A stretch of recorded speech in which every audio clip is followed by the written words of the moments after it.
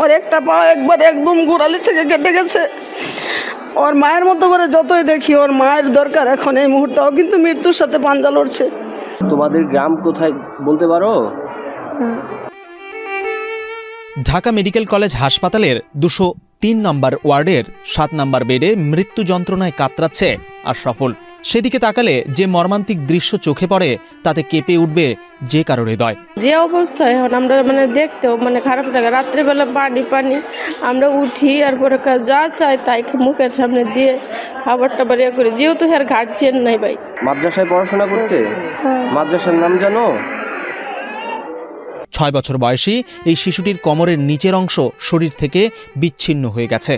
নাভির নিচ থেকে পুরোটাই সাদা ব্যান্ডেজে বাঁধা অবস্থায় বেডে শুয়ে আশরাফুল কখনো শুধু ফ্যাল করে তাকাচ্ছে, কখনো কুঁকড়ে যাচ্ছে যন্ত্রণায়। কোনো এক স্টেশন থেকে ট্রেনের ছাদে উঠে পড়েছিল আশরাফুল। কোথা থেকে উঠেছিল কিংবা কোথায় যাচ্ছিল এখন আর মনে নেই কিছুই। চলন্ত ট্রেন থেকে পিছলে পড়ে ট্রেনের চাকার নিচে ঢুকে যায় আশরাফুল। মুহূর্তেই বিচ্ছিন্ন হয়ে যায় শরীরের নিচের অংশ। সেখান থেকে কে বা কারা উদ্ধার করে হাসপাতালে এনেছে তা জানা নেই ছোট্ট শিশু আশরাফুলের। আশরাফুলের দেওয়া তথ্য অনুযায়ী সে মাদ্রাসার ছাত্র। মা বাবা আর নিজের নাম বলতে পারলেও কোনো ঠিকানা মনে নেই এই মুমূর্ষ শিশুটির।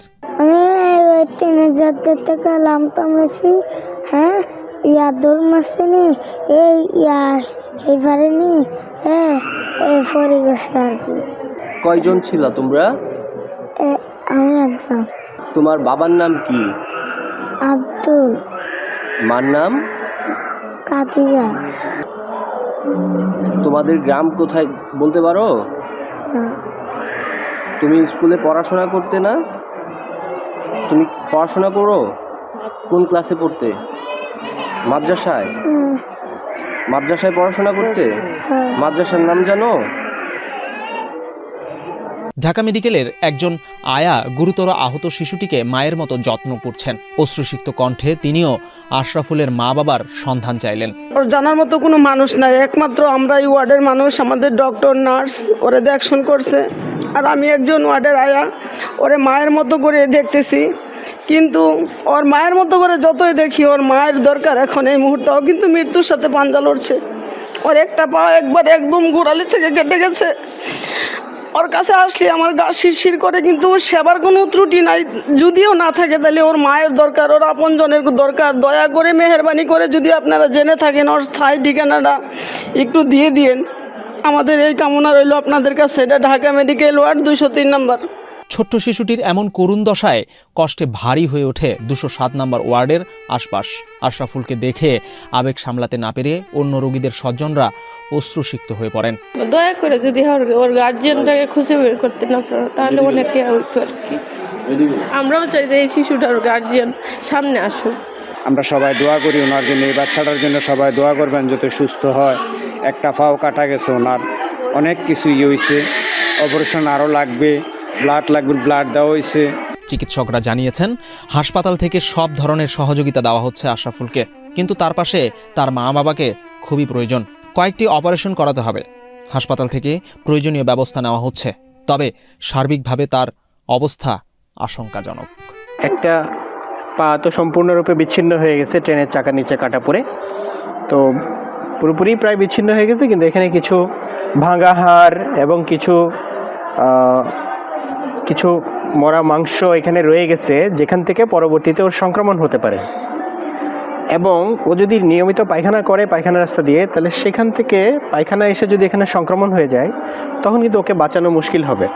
তো আমাদের কাজ হচ্ছে এটাকে সংক্রমণ মুক্ত রাখা। সেজন্য প্রথমেই আমরা যে কাজ করেছি, আমরা পায়খানা রাস্তাটা পেটের উপরে বিকল্প একটা পায়খানা রাস্তা করে দিয়েছি, যাতে ওখান থেকে ময়লা এসে এই ঘাটাতে কোনো প্রকার সংক্রমণ না হয়। এখন এখানে যে মৃত টিস্যু এবং মৃত হাড্ডি আছে, ওগুলোকে আরেকটা অপারেশন করে সার্জিক্যাল ডিব্রাইডমেন্ট আমরা বলি। তো এই অপারেশনটা করে এই মৃত টিস্যু এবং হাড়গুলোকে ফেলে দিয়ে এটাকে সংক্রমণমূলক মুক্ত রাখতে হবে নিয়মিত ড্রেসিং করার মাধ্যমে। পরবর্তীতে হয়তো আরেকটা অপারেশন করে এটাকে ঘা শুকানোর জন্য ক্লোজ করতে হবে। তো এটা অর্থোপেডিক বিশেষজ্ঞের তত্ত্বাবধানে হওয়া দরকার, যে কারণে আমরা ওনাদেরকে কল দিয়েছি। ওনারা এসে দেখে সিদ্ধান্ত নিয়ে এটা হয়তো করে দিবেন। করে দিলে তাহলে তার এই ঘাটা যদি ভালো হয়ে যায়, তখন এখানে হয়তো একটা কৃত্রিম একটা পা প্রতিস্থাপন করা যায় কিনা সেটা ওনারা বিবেচনা করে দেখবেন। আর যখন এই ঘাটা পুরোপুরি শুকিয়ে যাবে তখন আমরা যে সাময়িকভাবে বিকল্প পায়খানা রাস্তা যেটা করে দিয়েছিলাম সেটাকে আরেকটা অপারেশন করে আমরা আবার পূর্বের জায়গায় ফিরিয়ে দিব। তখন সে আবার স্বাভাবিক পায়খানা রাস্তা দিয়ে পায়খানা করতে পারবে। তো আশা করি যে ওর আজকে একটু ইয়ে ছিল, ইনফেকশনের সাইন ছিল, জ্বর এসেছিল। তো এটা আমরা সাথে সাথে জ্বরের চিকিৎসা করাতে এখন তার জ্বরটাও এখন কমে এসছে। তো আশা করি যে কালকে অপারেশনটা করা সম্ভব হলে আমার মনে হয় আশরাফুল বেঁচে যাবে। আর তার বাবা এবং মাকে যদি এর মধ্যে আমরা খবর পাঠাতে পারি তাহলে তারাও চলে আসলে তাহলে ওর পরবর্তী যত্ন এবং অন্যান্য কেয়ার এগুলো ভালোভাবে হবে ইনশাল্লাহ। এই বিষয়ে হ্যাঁ, বাচ্চাটার বাড়ি হচ্ছে চট্টগ্রামে, ওর হচ্ছে কর্নেলহাট সে বলতে পারে, এবং তার বাবার নাম হচ্ছে আব্দুল এবং মার নাম হচ্ছে খাদিজা। তো আপনাদের পরিচিত আপনাদের কারো যদি পরিচিত হয় অথবা যদি মনে করেন যে আরও কিছু সোশ্যাল মিডিয়াতে জানালে তার পরিচিত বাবা মাকে খুঁজে পাওয়া যেতে পারে, তাহলে আমি আহ্বান করব যে বাচ্চাটা যাতে তার বাবা মাকে খুঁজে পায়, সেজন্য সবাই যাতে একটু উদ্যোগী হন। হ্যাঁ, তাহলে ছেলেটা তার বাবা মাকে ফিরে পাবে। হাসপাতালের বেডে শুয়ে ফ্যালফেল করে তাকিয়ে থাকে আশরাফুল। কখন জানি তার মা বাবা আর স্বজনরা আসবে। যদিও আশরাফুল ফিরে পাবে না তার স্বাভাবিক জীবন, তবুও চাই অসহায় শিশুটি বাবা মায়ের স্নেহ ভালোবাসাটুকু ফিরে পাক। আশরাফুলকে তার পরিবারের কাছে ফিরিয়ে দিতে সহযোগিতা করুন, এগিয়ে আসুন, সে যেন ফিরে পায় তার বাবা মায়ের স্নেহ।